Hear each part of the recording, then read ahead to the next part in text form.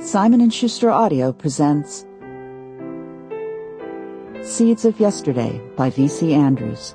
Read by Joy Osmanski with Corey Brill.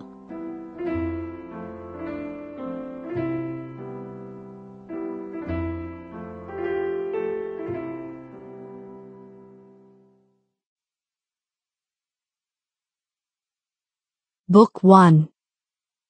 Foxworth Hall.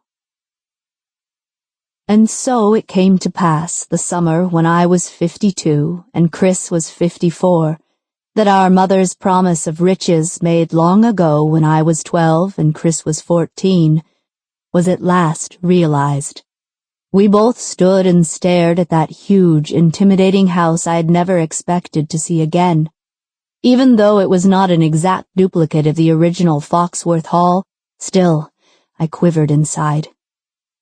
What a price both Chris and I had paid to stand where we were now, temporary rulers over this mammoth house that should have been left in charred ruins. Once, long ago, I'd believed he and I would live in this house like a princess and prince, and between us we'd have the golden touch of King Midas, only with more control. I no longer believed in fairy tales. As vividly as if it had happened only yesterday, I remembered that chill summer night full of mystical moonlight and magical stars in a black velvet sky when we'd first approached this place, expecting only the best to happen. We had found only the worst.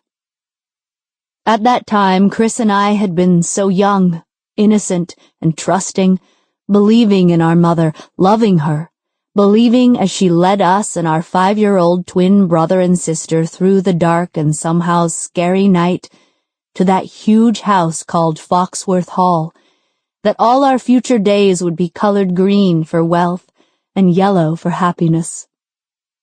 What blind faith we'd had when we tagged along behind.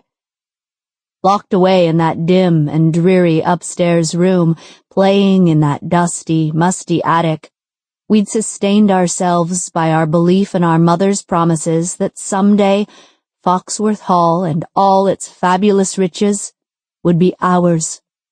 However, despite all her promises, a cruel and heartless old grandfather with a bad but tenacious heart refused to stop. Sample complete. Ready to continue?